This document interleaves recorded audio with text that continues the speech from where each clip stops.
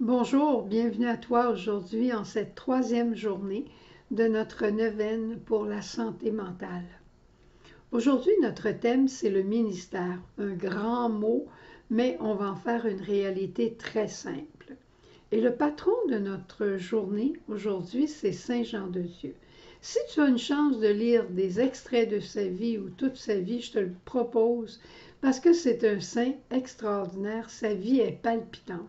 Et à un moment donné, il a été interné en clinique psychiatrique, simplement parce qu'on croyait qu'il était devenu fou.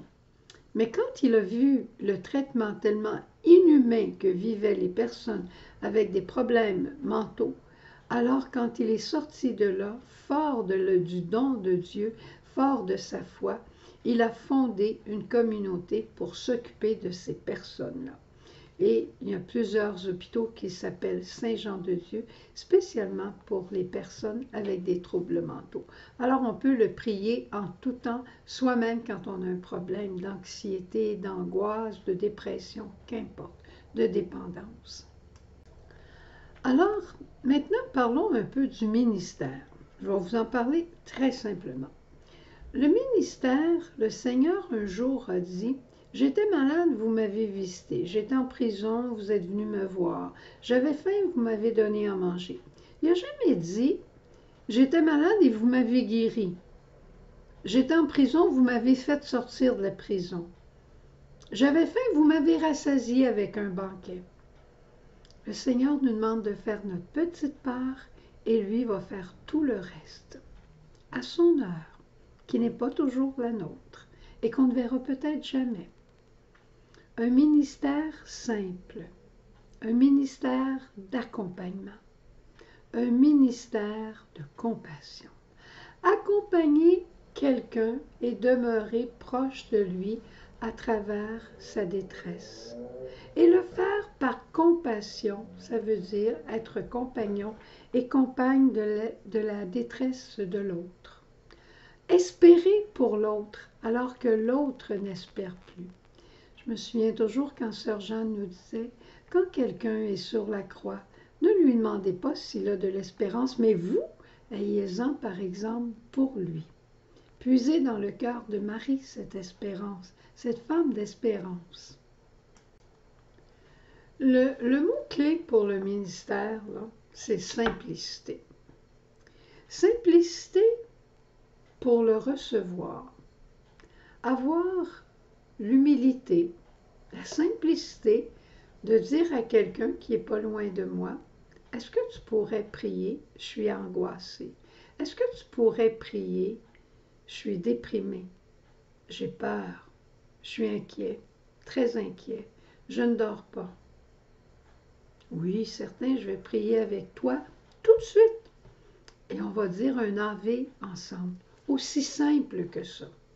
On n'est pas des grands ministres, on n'est pas des grandes personnes pour faire des grands ministères. J'en ai déjà fait des grands ministères. Mais le ministère simple, il porte beaucoup de fruits. Avoir la simplicité de demander la prière, avoir la simplicité d'offrir la prière. Je parle à un compagnon, une compagne de travail qui me dit: ça fait 3 jours que je ne dors pas. Je suis assez inquiet pour mon jeune, pour ma jeune. Je suis assez inquiet pour comment on va payer notre loyer. Tu dis: je te comprends. C'est vraiment pas drôle. Aimerais-tu que je prie avec toi? Je peux prier pour toi quand je vais être chez moi, mais je peux dire un Ave avec toi tout de suite. Puis on va demander au Seigneur de venir t'aider. Rien ne m'empêchera de continuer de prier par après. Le bon Dieu m'a montré ça en Haïti. Je rencontrais des gens sur la rue qui me disaient, qui faisaient des demandes simplement. Et je disais: oui, oui, je vais prier pour vous. Et un jour, le Seigneur m'a dit: Suzanne, prie sur le champ. C'est ça que les gens ont besoin.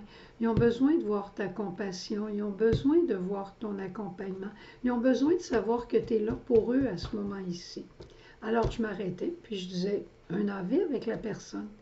Te dire les fruits de ces Ave que j'ai dit plusieurs fois. Chaque fois que j'entends une ambulance passer, ministère. Quand j'entends une ambulance ou la police passer, je m'arrête, je dis un Ave. Et je suis sûre, certaine que le Seigneur agit. Il y a des maisons extraordinaires pour les grands ministères d'agapé-thérapie, de guérison intérieure, que ce soit à Kakuna, à Saint-Côme, des endroits merveilleux. Mais toi et moi, là, ce qu'on est capable de faire, c'est le ministère de la compassion, de l'accompagnement. Le ministère comme la Vierge Marie l'aurait fait. Alors, voilà, je demande au Seigneur aujourd'hui de faire descendre sur toi sa paix, sa simplicité et sa compassion, pour que, comme sa mère, tu puisses simplement accompagner tes frères et tes sœurs qui auraient besoin de toi. Au revoir, bonne journée, à demain.